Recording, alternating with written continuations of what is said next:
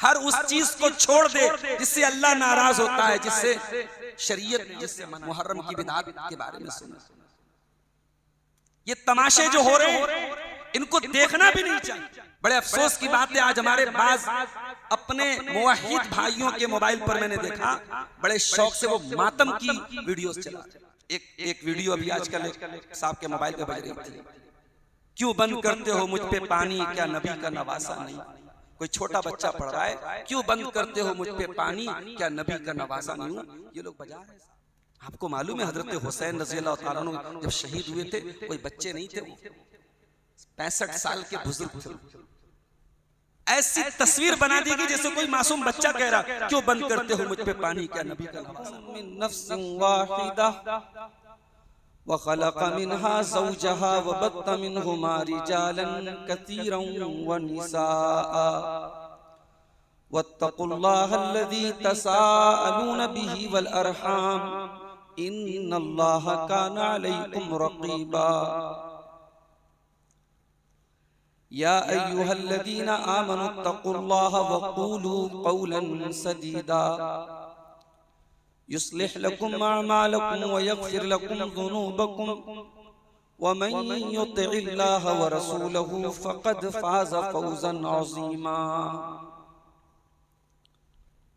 अम्मा बअद फ़इन्न खैरल हदीस किताबुल्लाह व खैरल हदी हदी मुहम्मदिन सल्लल्लाहु अलैहि वसल्लम व शर्रल उमूरि मुहदसातुहा व कुल्ल मुहदसतिन बिदअह व कुल्ल बिदअतिन ज़लालह व कुल्ल ज़लालतिन फिन्नार।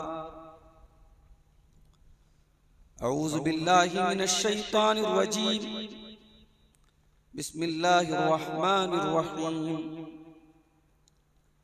इल्ला तंसुरुहु फ़क़द नसरहुल्लाहु इज़ अख़रजहुल्लज़ीना कफ़रू सानिय इस्नैन इज़ हुमा फ़िल ग़ारि इज़ यक़ूलु लिसाहिबिही ला तहज़न इन्नल्लाहा मअना फ़अंज़लल्लाहु सकीनतहु अलैहि व अय्यदहु बिजुनूदिन लम तरूहा व जअल कलिमतल्लज़ीना कफ़रुस्सुफ़ला व कलिमतुल्लाहि हियल उलिया वल्लाहु अज़ीज़ुन हकीम।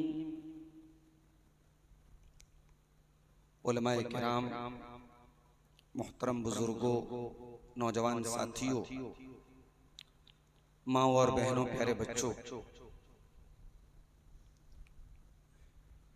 अभी आपने उस्ताज़ मोहतरम शेख असद आज़मी हफ़िज़हुल्लाह से बिदात मुहर्रम पर एक मुख्तसर लेकिन जामे खिताब समाअत किया। अल्लाह ताला हम सबको हर किस्म की बिदात और खुराफात से महफूज रखे, आमीन। इस्लामी कैलेंडर का पहला महीना मुहर्रम का महीना शुरू हो चुका है और आज मगरिब की नमाज, मगरिब का जैसे ही वक्त हुआ मुहर्रम का महीना शुरू हो गया। आज पहली तारीख है, सन 1446 हिजरी का इस्लामी कैलेंडर, उसका पहला दिन है आज। दुनिया की मुख्तलिफ कौमों के अपने कैलेंडर हैं और अक्सर कैलेंडर किसी शख्सियत की तारीख पैदाइश से या तारीख वफात से जुड़े। इस्लामी कैलेंडर हिजरत से शुरू होता है। ये कैलेंडर शुरू किसने किया? हजरत उमर फारूक रजी अल्लाह तआला अन्हु के दौर से हिजरी कैलेंडर की शुरुआत हुई। इसको जोड़ा तो गया अल्लाह के रसूल सल्लल्लाहु अलैहि वसल्लम की हिजरत के वक्त से, मगर इस तारीख को लिखने की शुरुआत और इस कैलेंडर की शुरुआत हजरत उमर के दौर से। सवाल ये है कि हिजरत का वाकया, उसके अंदर ऐसी क्या खास बात थी कि हजरत उमर फारूक जैसे दूरंदेश इंसान ने इस्लामी कैलेंडर को हिजरत के टाइम से शुरू किया। वो चाहते तो अल्लाह के रसूल की पैदाइश से शुरू कर देते, वो चाहते तो हजरत उमर अगर चाहते तो अल्लाह के रसूल की वफात से शुरू कर देते, अल्लाह के रसूल सल्लल्लाहु अलैहि वसल्लम की बेअसत से शुरू कर देते। ये हिजरत से क्यों शुरू? असल में हिजरत का जो वाकया है, हिजरत का जो सफर है, ये इस्लामी तारीख का टर्निंग पॉइंट है। अल्लाह के रसूल सल्लल्लाहु अलैहि वसल्लम की सीरत का ये वो चैप्टर है जहां से इस्लामी तारीख बदल जाती है। हिजरत के पहले तक मुसलमान दबे थे, कुचले थे, मजलूम थे। हिजरत के बाद अब मुसलमान एक ताकत बन गए, उनकी अपनी एक हुकूमत हो गई, एक रियासत बन गई। अब वो जुल्म सहने वाले नहीं, अब जुल्म का जवाब देने वाले। तो हिजरत इस्लामी तारीख में चेंजिंग पॉइंट है, टर्निंग पॉइंट। इससे पहले कि मैं हिजरत के वाकये को तफसील से बयान हिजरत का मतलब क्या होता है? हिजरत कहते हैं अरबी जबान में किसी चीज के छोड़ देना, तर्क कर देना। शरीयत की टर्म में जब इंसान अपने वतन, अपने गांव, अपनी सरजमीन पर अल्लाह के दीन पर अमल करने में मुश्किलात का सामना करता है, अल्लाह के दीन पर अमल करना उसके लिए मुश्किल हो जाए, दीन पर कायम रहना मुश्किल हो जाए, तो शरीयत ऐसे मौके पर उसे हिजरत का हुक्म देती है। और ये हिजरत बहुत बड़ी नेकी का बहुत बड़ा सवाल। बल्कि अगर इंसान हिजरत कर सकता है, उसके दीन पर अमल करने में उसको अपने वतन में, अपने सरजमीन पर मुश्किल आ रही है और हिजरत का ऑप्शन है और हिजरत नहीं कर रहा है तो गुनहगार होगा अल्लाह। सूरह निसा की आयतें आप देखिए जहां अल्लाह ताला ने हिजरत का जिक्र किया। वमन युहाजिर फी सबीलिल्लाहि यजिद फिल अर्दि मुरागमन कसीरन वसआ।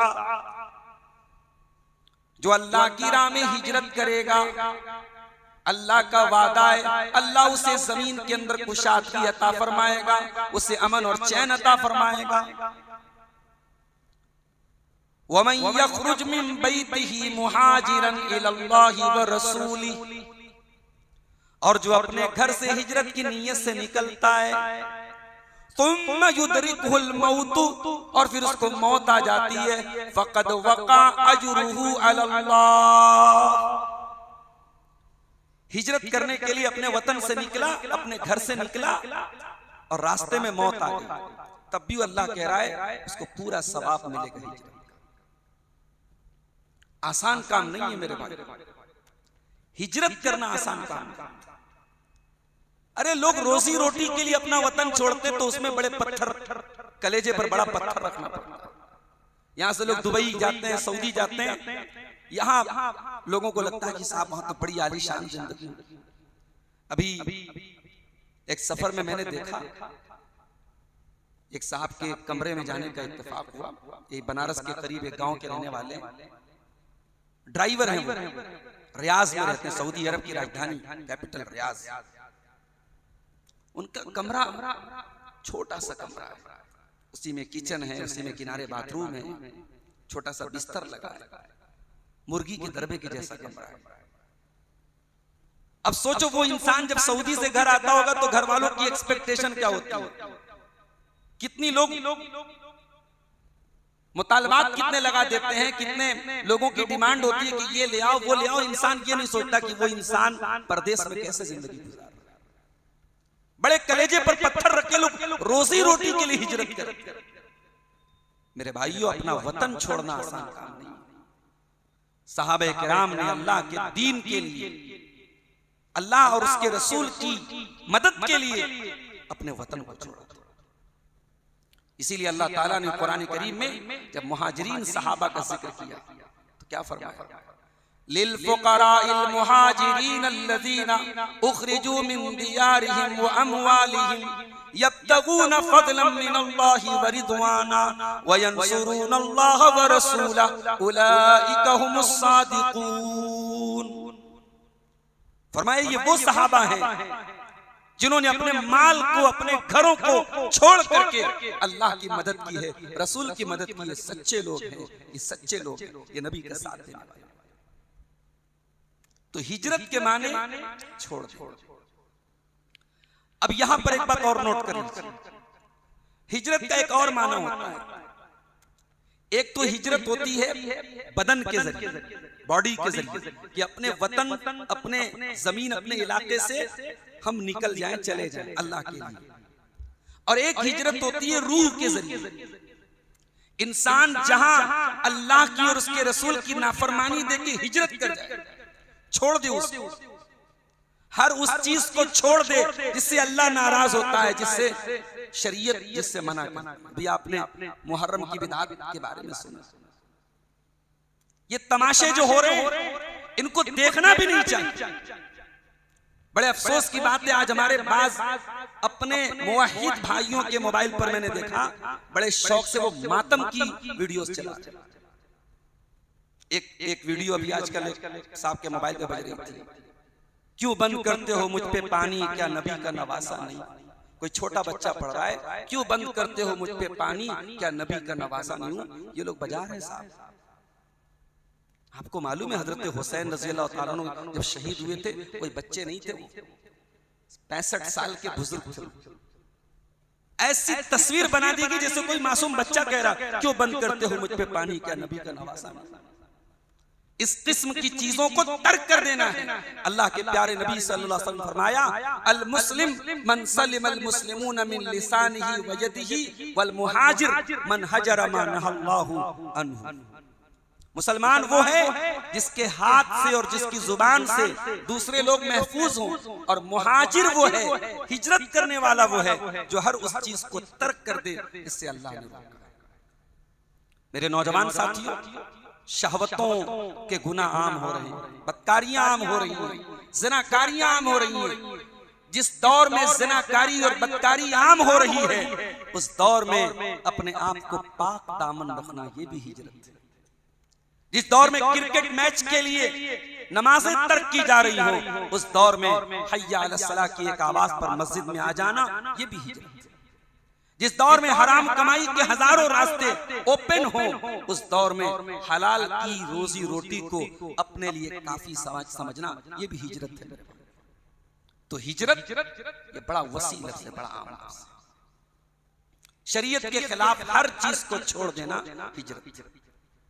अल्लाह के प्यारे नबी को ख्वाब में दिखाया गया कि आप हिजरत करके एक ऐसी जगह जा रहे हैं जहां खजूरों के बहुत ज्यादा पेड़ हैं और वो 2 पहाड़ों के बीच में वो जगह है। अल्लाह के नबी समझ गए कि उस जगह से मुराद सरजमीन यस्रिब है, जिसको बाद में मदीना कहा गया। आपने अपने सहाबा को हुक्म दिया कि मुझे अल्लाह ताला की तरफ से ये बता दिया गया है कि हिजरत करने की जगह यस्रिब है, तुम लोग यस्रिब की तरफ हिजरत करो, मदीना की तरफ हिजरत करो। चुनांचे सहाबे किराम ने छोटी छोटी जमातों की शक्ल में मदीना जाना शुरू कर दिया। पहले सहाबा गए हैं, अल्लाह के नबी बाद में गए। ये बात नोट कर लीजिए, सहाबे किराम की एक बड़ी तादाद मक्का से मदीना चली गई। और ये किस दौर की मैं बात कर रहा हूं? ये 13 साल का मक्के का वो दौर था जिसमें क्या जुल्म नहीं हुआ है मुसलमानों पर। इसमें बिलाल हबशी की तारीख है, जिनको गरम रेत पे लिटा करके सीने पर भारी पत्थर रख करके उनको टॉर्चर किया जाता है। ये वही 13 साल का दौर है जिस दौर में सुमैया रज़ी अल्लाह ताला अन्हा को नंगा करके उनकी शर्मगाह पर हमला करके शहीद किया। ये वही 13 साल का दौर है जिस दौर में अल्लाह के प्यारे नबी अल्लाह की बारगाह में सजदा कर रहे हैं और आपके ऊपर गंदगी लाके डाली जा रही है, आपको अल्लाह की बारगाह में सजदा करने की इजाजत। ये वही 13 साल का दौर है जिस दौर में अल्लाह के नबी नमाज पढ़ रहे हैं, आपकी गर्दन में चादर डाल करके आपका गला घोटने की कोशिश। ये वही 13 साल का दौर है इसी दौर में अल्लाह के प्यारे नबी पर ताइफ में पत्थर बरसाए गए। इसी 13 साल दौर में अल्लाह के प्यारे नबी को न जाने क्या क्या अलकाब दिए गए, किस तरीके से मेंटली आपको हरासमेंट किया गया, आपको टॉर्चर किया गया, आपको तकलीफ दी। और जब आपकी बीवी हजरत खदीजा का इंतकाल हो और आपके चचा अबू तालिब का इंतकाल हो, तो जो एक सपोर्ट था, ताकत थी, वो भी खत्म। अब अल्लाह के प्यारे नबी सल्लल्लाहु अलैहि वसल्लम अंदर और बाहर से जो एक सपोर्ट मिलता था, वो सपोर्ट भी खत्म हो गया। ऐसे हालात में हिजरत का आपको हुक्म दिया गया। सहाबे किराम चले गए, अल्लाह के नबी अभी नहीं गए। अभी आप इंतजार में है कि अल्लाह की तरफ से जब मुझे इजाजत मिलेगी तब मैं मदीना जाऊंगा। इजाजत आपको कब मिली? जब मक्का वालों ने एक मीटिंग, मक्के में एक जगह थी दारुन नदवा, वहां वो मीटिंगें करते थे, कोई मामूली नहीं, बड़ी बड़ी मीटिंगें करते थे। जब उन्होंने देखा कि अब मोहम्मद रसूलुल्लाह और आपके साथियों को मदीना की शक्ल में एक पनाह की जगह मिल गई, एक चैन लेने की जगह मिल गई और इस्लाम का पौधा अब फलेगा फूलेगा, तो उन्होंने कहा कि नहीं, अब इस्लाम के पौधे को जड़ से उखाड़ना है। उन्होंने दारुन नदवा में मीटिंग बुलाई। मीटिंग के अंदर गौर किया गया कि क्या किया जाए। कुछ लोगों ने राय दी कि मोहम्मद रसूलुल्लाह को मक्का से निकाल करके किसी दूर इलाके में भेज दिया जाए। जब वो चले जाएंगे, उनके साथी उनके बगैर कुछ नहीं कर पाएंगे, इस्लाम मिट जाएगा, इस्लाम खत्म हो जाएगा। कुछ लोगों ने राय दी कि मोहम्मद रसूलुल्लाह को किसी घर के अंदर कैद कर दिया जाए। अबू जहल ने राय दी, सारे कबीलों से एक हट्टे कट्टे नौजवान को सिलेक्ट किया जाए, मुंतखब किया जाए। सारे कबीलों से एक नौजवान को मुंतखब किया जाए और सब मिल करके मोहम्मद रसूलुल्लाह के दरवाजे पे जाके घात लगा करके बैठ जाएं। और जैसे ही आप अपने घर के बाहर निकलें, सब मिल करके आपके ऊपर हमला कर दें। इस तरीके से आपके खून में सारे कबीले के लोग शामिल हो जाएंगे और मोहम्मद रसूलुल्लाह के खानदान वाले उनसे इंतकाम नहीं ले पाएंगे, उनसे किसास नहीं ले पाएंगे। उसी मीटिंग में इब्लीस भी बैठा हुआ था, एक बूढ़े की शक्ल में, नजदी बूढ़े की शक्ल में। इब्लीस इंसान का रूप ले सकता है भाई। इब्लीस ने, जो एक बूढ़े की शक्ल में था, इब्लीस ने कहा कि साहब ये राय बहुत अच्छी है, इसी राय को डन कर दिया जाए, इसी को फाइनल कर दिया। इसी राय पर मोहर लग गई। इधर ये मीटिंग हो रही है और ये मीटिंग बहुत सीक्रेट मीटिंग है। इस मीटिंग को भी कानो कान अल्लाह के रसूल सल्लल्लाहु अलैहि वसल्लम तक ये मीटिंग, इस मीटिंग की करारदाद ना पहुंचे, इसका पूरा इंतजाम किया। मगर सातवां आसमान के ऊपर अल्लाह रब्बुल आलमीन ने हजरत जिब्रील को कुरान की आयत दे करके भेजा। वइज़ यमकुरु बिकल्लज़ीना कफ़रू लियुस्बितूका औ यक़्तुलूका औ युख़्रिजूका व यमकुरून व यमकुरुल्लाह वल्लाहु खैरुल माकिरीन। ऐ मेरे हबीब, आपके खिलाफ मीटिंग हो रही है, आपको कैद करने की, आपको निकालने की, आपको कत्ल करने की प्लानिंग हो रही है और अल्लाह अपनी प्लानिंग कर रहा है और अल्लाह बेस्ट प्लानर है, अल्लाह बेहतरीन तदबीर करने वाला है। हज़रत जिब्रील आए, कहा कि ऐ मोहम्मद सल्लल्लाहु अलैहि वसल्लम, आज की रात आपको अपने बिस्तर पर नहीं लेना। दोपहर का टाइम था। आमतौर से अल्लाह के प्यारे नबी सल्लल्लाहु अलैहि वसल्लम दोपहर के टाइम हजरत अबू बकर के घर नहीं जाते थे, मगर चूंकि ये बहुत अहम मामला था, अल्लाह के रसूल हजरत अबू बकर के घर आए, दरवाजा खटखटाया। हजरत अबू बकर ने दरवाजा खोला, कहा अल्लाह के रसूल आप। फौरन अल्लाह के रसूल अंदर आए, कहा कि अबू बकर, मैं अकेले में बात करना चाहता हूँ, कोई बाहरी आदमी हो तो हटा दो। कहा अल्लाह के रसूल कोई नहीं, हमारी फैमिली के लोग हैं, घर के लोग। कहा कि अबू बकर, हिजरत का हुक्म आ चुका, मुझे जाना है, मदीना जाना है। अबू बकर सिद्दीक का पहला सवाल, अस्सोहबत या रसूल अल्लाह, ऐ अल्लाह के रसूल ये बताइए कि मुझे साथ में जाना है कि नहीं जाना। दोस्त हो तो ऐसा,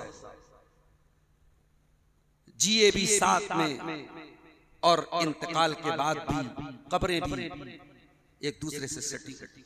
दोस्ती हो तो ऐसी हो, मोहब्बत हो तो ऐसी हो, यारी हो तो ऐसी हो। पहला सवाल अबू बकर सिद्दीक का, अस्सोहबतो या रसूल अल्लाह, ऐ अल्लाह के रसूल साथ में जाने का मौका मिलेगा? अल्लाह के नबी ने कहा हाँ तुम्हें साथ में चलना है। इतना सुनना था, अबू बकर सिद्दीक रोने लगे। और अम्मा आयशा कहते पहली बार मैंने अपने बाप की आंखों में खुशी के आंसू देखे। मेरे बाप ज़ारो कतार हो रहे थे और महीनों से 2 सवारियां तैयार करके रखे हुए थे। कहा अल्लाह के नबी ये सवारी है, इसी सवारी से हम लोग सफर करें। अल्लाह के रसूल ने कहा कि अबू बकर ये सवारी एक शर्त पर लूंगा, कीमत तुम्हें लेनी पड़ेगी।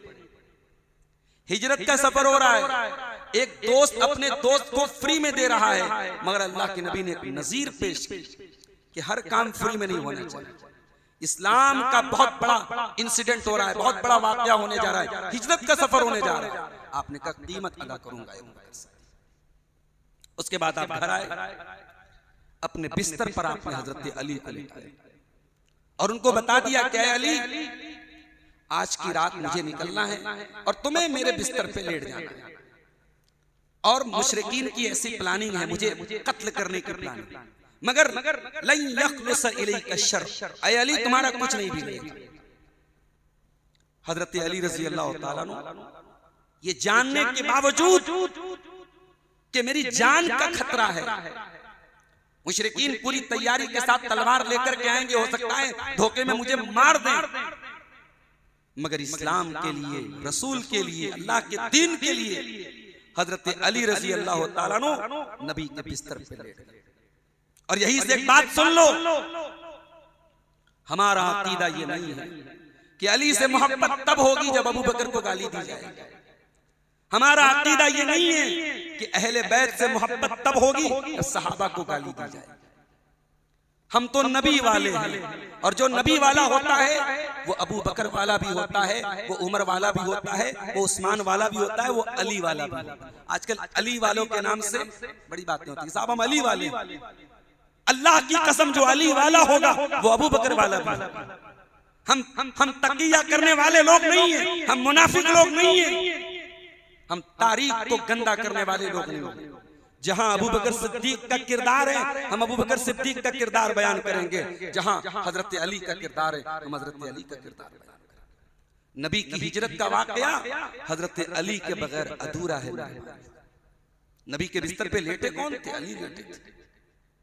और दूसरा काम आपने कहा है अली, सुबह हो जाए तो पहला काम ये करना, मक्का वालों की कुछ अमानतें मेरे पास रखी, अमानतें उनको लौटा दे।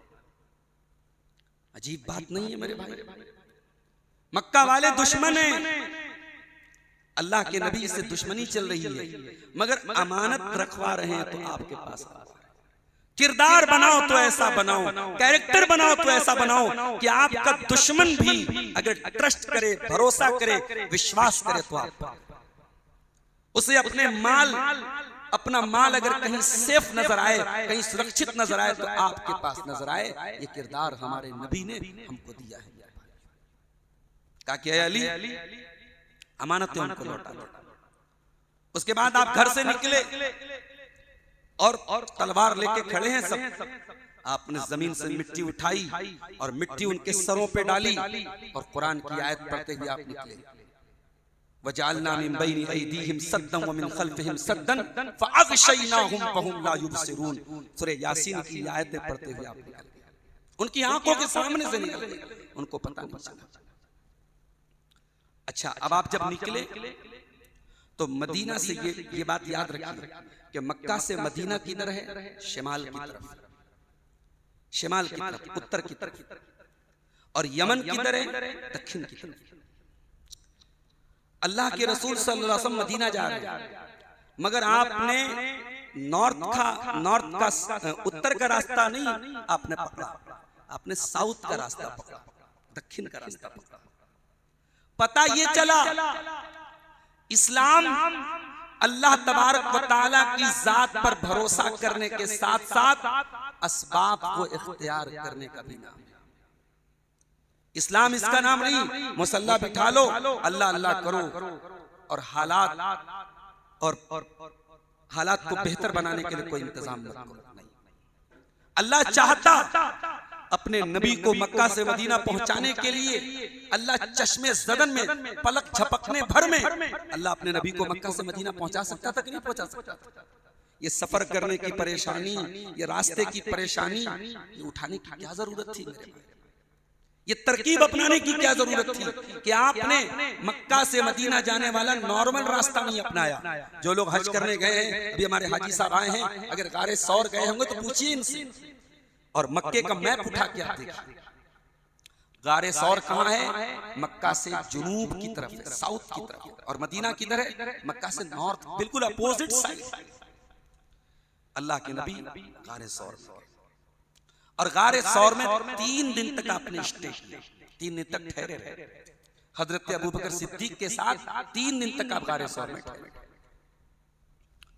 गारे सौर काफी ऊंचाई पर, उसमें अल्लाह के रसूल जाके ठहरे।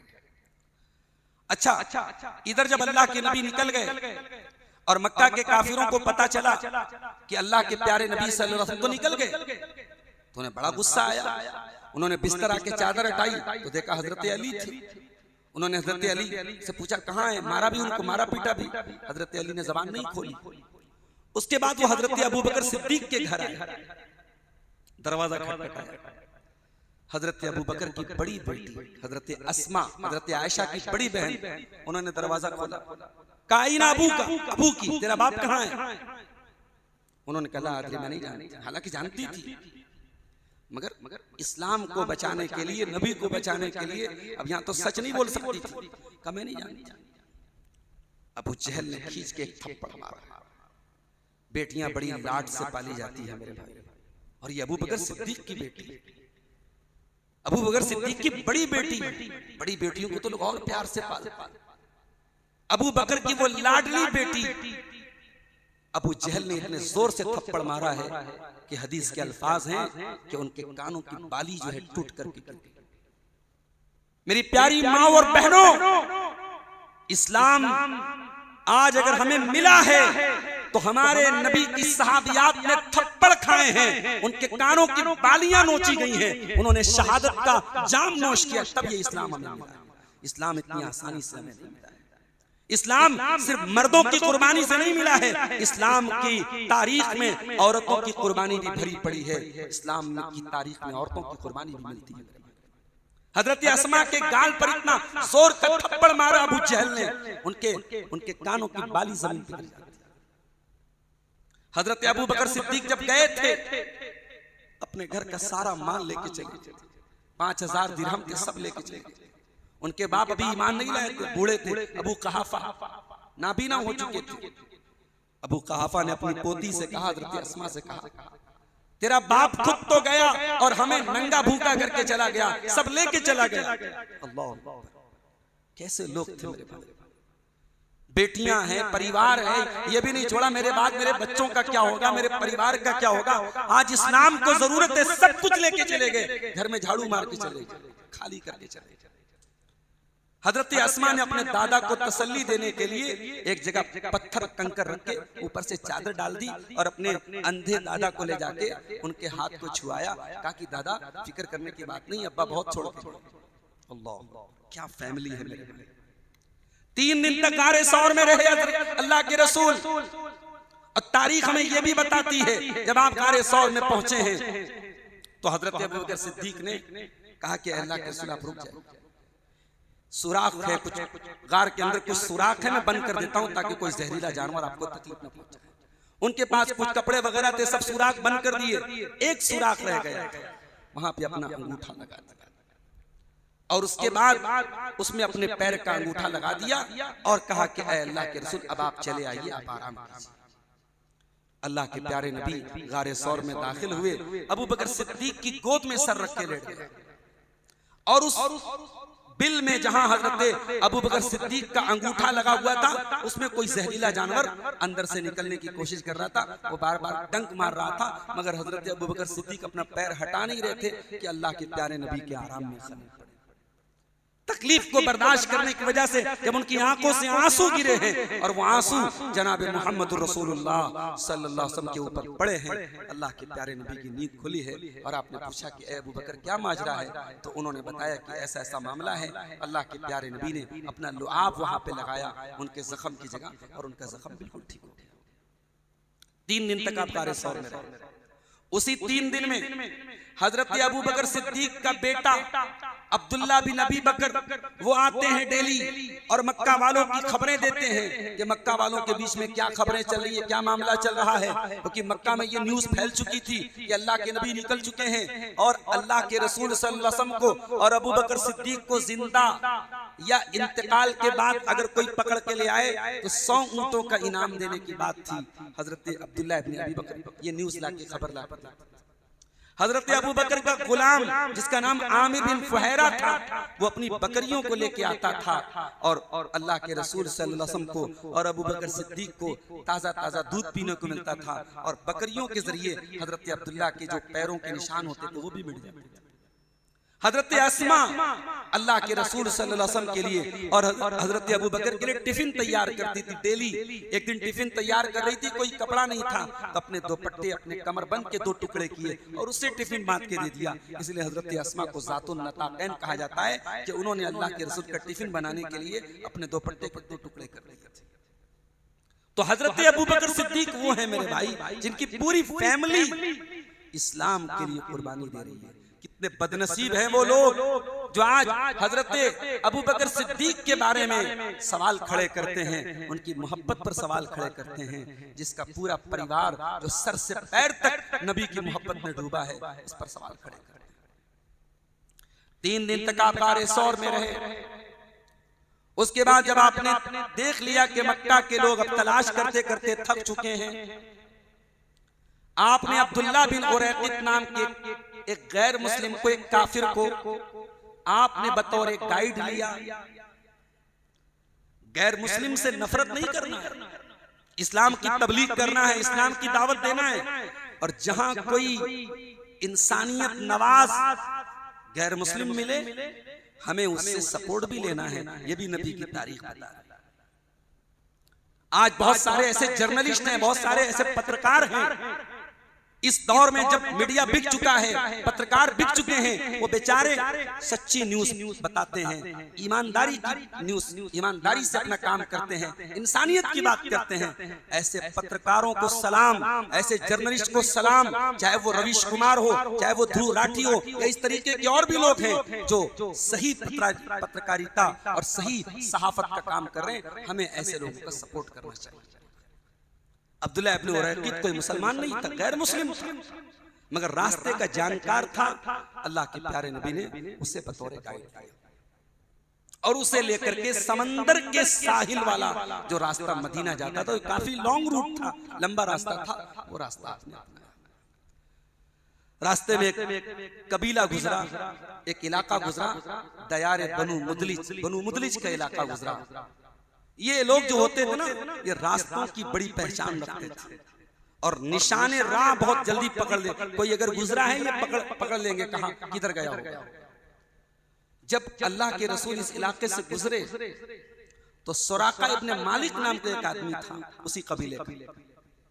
उससे किसी ने कहा कि मुझे लगता है 2 लोग यहाँ से गुजरे हैं, मुझे लगता है कि मोहम्मद और उनके साथी सल्लल्लाहु अलैहि वसल्लम। सुराका जान गया, सुराका समझ गया। सुराका ने कहा नहीं कोई और होगा, तुम्हें गलतफहमी हो गई। सुराका इब्न मालिक के दिल में क्या था कि मैं पकड़ के लाऊं और इतना बड़ा जो इनाम रखा गया है 100 ऊंटों का इनाम, वो मैं पालूं। अब सुराका इब्न मालिक घोड़े पर सवार और अल्लाह के रसूल का पीछा करने लगा और बिल्कुल करीब पहुंच गया।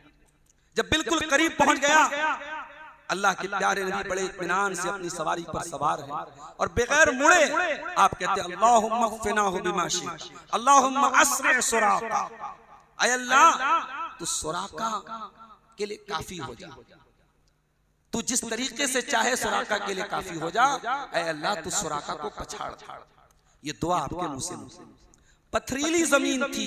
सुराका इब्न मालिक कहते हैं मेरे घोड़े ऐसे रुके, ऐसा लगा कि उनके पांव दलदल की तरह जमीन में धंस गए। पथरीली जमीन दलदल बन गई, मेरे घोड़ों के पांव जमीन में धंस गए, आगे बढ़ने का नाम ही नहीं ले रहे। मैं समझ गया कि ये सामने जो हस्ती जा रही है ये कोई मामूली हस्ती नहीं है, ये अल्लाह के रसूल सल्लल्लाहु अलैहि वसल्लम। वो आए और कहा कि ऐ मोहम्मद सल्लल्लाहु अलैहि वसल्लम, मैं वादा करता हूं अब आपसे कोई दुश्मनी नहीं करूंगा, मुझे तहरीर लिख के दे दीजिए कि मुझे सेफ्टी मिलेगी, मुझे अमान मिलेगी। अल्लाह के नबी ने सेफ्टी दे दी, अमान दे दी और कहा कि ऐ सुराका वापस जाना तो लोगों को हमारे बारे में मत बताना, अक्फी अन्ना, हो सके तो हमारे मामले को छिपा देना, हमारी बात पे पर्दा डाल देना। और कहा कि ऐ सुराका एक वो दिन भी आएगा जब तेरे हाथ में किसरा के कंगन होंगे। कहा कौन किसरा? किसरा इब्ने हुरमुज, ईरान का बादशाह किसरा, उसके कंगन मेरे हाथ में होंगे। कहा कि हाँ ऐ सुराका, वो दिन भी तेरे पास आएगा जब तेरे हाथ में किसरा के कंगन। अल्लाहु अकबर। मेरे नबी ने एक सबक ये भी दिया, हालात चाहे जितने भी मुश्किल हो जाएं, अल्लाह से हमेशा खैर की उम्मीद रखो, अल्लाह से हमेशा बेहतर की उम्मीद रखो। अल्लाह के नबी अपना वतन छोड़ के जा रहे हैं, अपने मक्का, शहर मक्का को, अपनी पैदाइश की जगह को, जहां बचपन गुजरा, जहां जवानी गुजरी, उस जगह को छोड़ के जा रहे हैं और ये उम्मीद रखे हैं कि एक वो दिन भी आएगा जब ईरान के महल पर इस्लाम का झंडा फहराएगा और ईरान के बादशाह के कंगन मेरे किसी सहाबी के हाथ में आएगा। ये अल्लाह के नबी ने सबक दिया हमें। और यहाँ पे एक बात ये भी नोट कर लो, अल्लाह के नबी के लिए भी हिजरत आसान नहीं थी। लोग एक हदीस पढ़ते ना, जब 15 अगस्त या 26 जनवरी का मौका आता है तो लोग एक हदीस पढ़ते हैं, हुब्बुल वतन मिनल ईमान, वतन की मोहब्बत ईमान का एक हिस्सा है। ये मौजू रिवायत है, ये बिल्कुल मनगढ़ंत रिवायत है। हाँ, वतन की मोहब्बत हमारे नबी ने हमें दिखाई है, बताई है। उसकी दलील मैं आपको दे रहा हूँ। जब मक्का की तरफ आखिरी नजर आपने डाली थी तो आपने बड़े रिक्कत आमेज लहजे में कहा था, इन्नी लअअलमु इन्नका लअहब्बुल बिलादि इलैया। ऐ मक्का, मैं जानता हूँ तू मुझे पूरी रूए जमीन पे सबसे महबूब है। ऐ मक्का, तू मुझे अजीज है, मुझे जान से प्यारी है। मैं तुझे छोड़ के न जाता अगर तेरे बाशिंदे मुझे यहाँ से जाने पर मजबूर न करते। मक्का से आपने मोहब्बत का इजहार किया था। मेरे भाई, अपने वतन से मोहब्बत होनी चाहिए, नबी की सदी से ये साबित होता है। और आगे बढ़े आप, एक बूढ़ी औरत अपने खेमे के बाहर बैठी थी, उसका नाम उम्मे माबद था। अल्लाह के नबी और हजरत अबू बकर को भूख लगी थी, प्यास लगी थी। आप गए उम्मे माबद से, आपने कहा कि अम्मा कुछ खाने को मिलेगा। वहां पे एक बकरी थी जो कि कहत का जमाना था, उसके थन बिल्कुल सूखे हुए थे, दुबली पतली सी बकरी थी। बुढ़िया ने इशारा किया, उम्मे माबद ने इशारा किया कि यही बकरी है, इसमें अगर तुमको दूध मिल सकता है तो ले लो तुम। अल्लाह के रसूल ने कहा कि अगर आपकी इजाजत हो तो मैं कोशिश करता हूं। आपने उसके थन को हाथ लगाया है और उसका थन दूध से लबरेज हो गया। उसके थन में दूध भरा है, यहां तक कि अल्लाह के प्यारे नबी सल्लल्लाहु अलैहि वसल्लम ने सैर होकर के पिया, हजरत अबू बकर ने पिया और साथ में जो लोग थे उन्होंने पिया, और फिर आपने उम्मे माबद को भी दिया।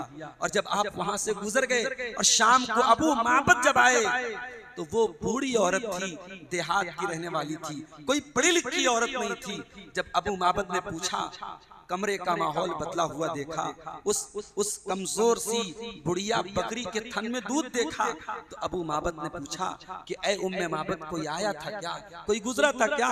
कहा कि मर्र बिना रजुलुन मुबारक, हाँ एक बड़ी बरकत वाली हस्ती आज हमारे खेमे से गुजरी थी। और उसके बाद उम्मे माबद ने जो नक्शा खींचा है एक सादा अंदाज में, एक देहाती लबो लहजे में, वो पढ़ने की चीज है। कभी आपको मौका मिले, अल्लाह के रसूल की सीरत पर कोई किताब आप पढ़िए, उसमें उम्मे माबद के वो पूरे जुमले आपको मिलेंगे।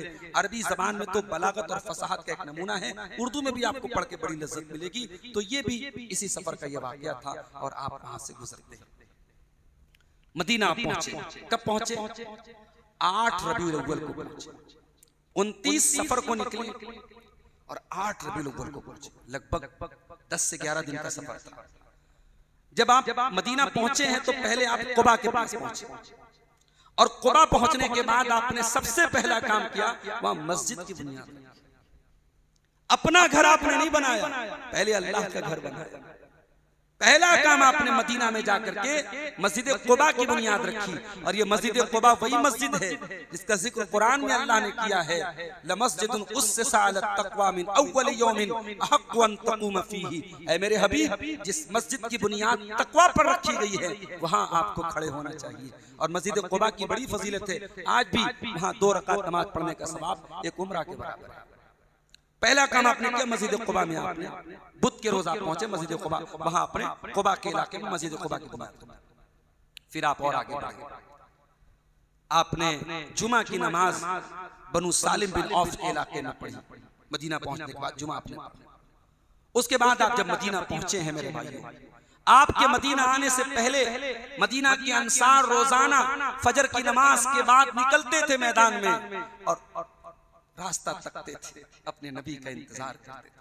सुबह से लेके गर्मी का मौसम था, खड़ी दोपहरिया तक अल्लाह के रसूल का इंतजार करते थे और फिर थक हार के वापस चले जाते थे। और जिस दिन अल्लाह के प्यारे नबी मदीना में एंटर हुए हैं, सबसे पहले एक यहूदी ने देखा था, उसने अपनी किताबों में अल्लाह के रसूल की अलामत को देखा था। उसने दूर से देखा अल्लाह के प्यारे नबी आ रहे हैं, उसने कहा ए यस्रिब वालों, तुम्हारा नबी आ गया। इतना सुनना था, अहले मदीना खुशी से झूम उठे और मदीना की छोटी छोटी बच्चियों ने वो गीत गाया था। उस गीत को आज भी सुनो तो लगता है कि कितनी मोहब्बत से ये गीत गाया गया होगा।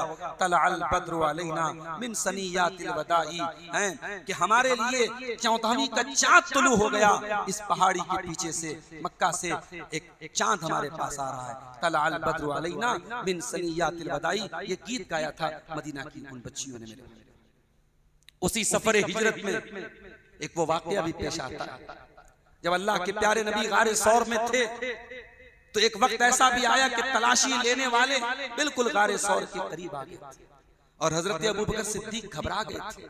और उन्होंने घबरा के हजरत अबू बकर सिद्दीक ने अल्लाह के नबी से कहा कि अल्लाह के रसूल, अगर जरा सा उन्होंने नीचे देख लिया तो हम तो पकड़ लिए जाएं। तो अल्लाह के नबी ने कहा ला तहज़न इन्नल्लाह मअना, ऐ अबू बकर डरो नहीं, अल्लाह हमारे साथ।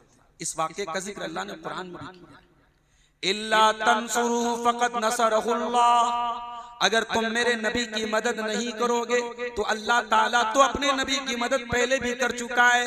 इज़ अख़रजहुल लज़ीना कफ़रू सानिय स्नैनी, जब काफिरों ने मेरे नबी को मक्का से निकलने पर मजबूर किया था। सानिय स्नैनी, जब मेरे नबी अपने साथी के साथ 2 लोग बन करके जब निकले थे। इज़ हुमा फिल गारी, जब वो दोनों गार में थे। इज़ यक़ूलु लिसाहिबिही, और जब वो अपने साथी से कह रहे थे, अपने दोस्त से कह रहे थे, ला तहज़न इन्नल्लाह माना, ऐ अबू बकर घबराओ नहीं, ऐ अबू बकर गम न करो, अल्लाह हमारे साथ। अबू बकर सिद्दीक को अल्लाह ने नबी का साथी कहा। जो अबू बकर सिद्दीक को नबी का साथी न माने, नबी का दोस्त न माने, नबी का सहाबी न माने, वो इस कुरान की आयत पर ईमान नहीं रखता है। कुरान की आयत है, सूरह तौबा की 40 नंबर की आयत। अल्लाह कह रहा है कि ऐ ईमान वालों, अगर तुम मेरे नबी की मदद नहीं करोगे तो मैं तो अपने नबी की तब भी मैंने मदद की थी, जब मेरा नबी गारे सौर में अपने साथी से कह रहा था ला तहज़न इन्नल्लाह मअना, डरो नहीं, अल्लाह हमारे साथ। तो डरो मत मेरे भाई, नबी ने सबक ये भी दिया, डरो मत, गम न करो। इन्ना लनंसुरु रुसलना वल्लज़ीना आमनू फिल हयातिद दुनिया, हम जरूर मदद करेंगे रसूलों की और हम जरूर मदद करेंगे ईमान वालों की। ईमान वाले हो, तौहीद वाले हो तो अल्लाह की मदद आएगी। ये भरोसा, ये तवक्कुल होना चाहिए। नबी ने तवक्कुल भी का भी नमूना हमें दिखा दिया और असबाब को कैसे इख्तियार किया जाए इसका भी तरीका हमारे नबी ने हमें दे दिया। तो मेरे भाइयों, हिजरत का ये पूरा वाकया हमें बहुत सारे सबक देता है और सबसे बड़ा जो सबक देता है वो यही है कि इस्लाम ये हाथ पैर बांधने का नाम नहीं है, इस्लाम एक्टिविटी का नाम है। इस्लाम अपने हालात को बेहतर करने का नाम है। आज हम बहुत सारे मामलात में पीछे हैं। आज हमारी कौम की तालीमी हालत क्या है, हमारी कौम की माशी हालत क्या है, सफाई सुथराई के मामले में हम कहाँ हैं, पढ़ाई लिखाई के मामले में हम कहाँ हैं। हम अपने हालात को बेहतर बनाने के लिए कोशिश करें, मेहनत करें। नबी की जिंदगी हमें ये बता रही है, हिजरत का सबक हमें ये बता रहा है कि अपने हालात को बेहतर करने के लिए सिर्फ अल्लाह से दुआ करना काफी नहीं है, असबाब को इख्तियार भी करना पड़ेगा, अमल भी करना पड़ेगा, उसके बाद अल्लाह की मदद आएगी। और हिजरत का ये सबक हमें ये भी बताता है कि हर चीज का एक टाइम मुकर्रर। 13 साल की तकलीफ के बाद ये आसानी आई है। इन्ना मअल उसरि युस्रा, अगर आज मुश्किल है तो कल परेशानी आएगी, ये भरोसा हमें होना चाहिए। और अगर देर हो रही है किसी मामले में तो ये बात याद रखिए, कभी कभी किसी मामले में देर होना भी हमारे हक में अच्छा होता है। अल्लाह को पता है कि कब कौन सी चीज हमें मिलनी चाहिए, इसलिए अल्लाह के फैसले पर भरोसा करना चाहिए। हिजरत के ये वाकयात मेरे भाइयों हमें बहुत कुछ सिखाते हैं और सबक देते हैं। हिजरत का ये वाकया अल्लाह के रसूल की रिसालत और आपकी सदाकत पर भी बहुत सारी दलीलें इस वाकये के अंदर मिलती हैं। कदम कदम पर ऐसे वाकयात हमें मिलते हैं जो अल्लाह के प्यारे नबी की रिसालत और आपकी सच्चाई पर दलालत करते हैं। जब हम हिजरत के वाकये को पढ़ते हैं हमारा ईमान और मजबूत होता है और अल्लाह के रसूल से और सहाबा से हमारी मोहब्बत बढ़ जाती है। हिजरत के फौरन बाद जब आप मदीना पहुंचे, आपने मक्का के मुहाजिरीन और मदीना के अंसार के बीच में भाईचारा कराया। नबी के एक जुमले पर मदीना के अंसारियों ने मक्का के मुहाजिरों के लिए अपना सब कुछ कुर्बान करने का इरादा कर लिया, अज़्म कर लिया। आज हमारे हालात क्या हैं? सगा भाई अपने भाई से लड़ रहा है, सगा भाई अपने भाई से मुकदमाबाजी कर रहा है, चचा की भतीजे से नहीं पट रही है, दादा की पोते से जो है मुकदमाबाजी चल रही है। ये हालात आज हमारी कौम के हैं। मेरे भाइयों, हिजरत का ये वाकया हमें इस्लामी उख़्वत और हमदर्दी और भाईचारा भी सिखाता है। मैं इसी के साथ अपनी बात को खत्म करते हुए अल्लाह से दुआ करता हूँ, रब्बुल आलमीन हमें अपने प्यारे नबी सल्लल्लाहु अलैहि वसल्लम के नक्शे कदम पे चलने की तौफीक अता फरमाए। रब्बुल आलमीन मुहर्रम के इस महीने में जो कि इस्लामी कैलेंडर का पहला महीना है और 4 हराम महीनों में से एक महीना है, अल्लाह ताला इस महीने में तमाम मुसलमानों को शिर्क व बिदात से महफूज रखे। अल्लाह हर उस काम से हमें बचने की तौफीक दे जो अल्लाह और उसके रसूल को नापसंद है। रब्बुल आलमीन हमें दुनिया में जब तक जिंदा रखे तौहीद पर जिंदा रखे और हम सबका खात्मा ईमान पर हो। आमीन व आखिर दावाना अल्हम्दुलिल्लाहि रब्बिल आलमीन। वस्सलामु अलैकुम व रहमतुल्लाहि व बरकातुहू।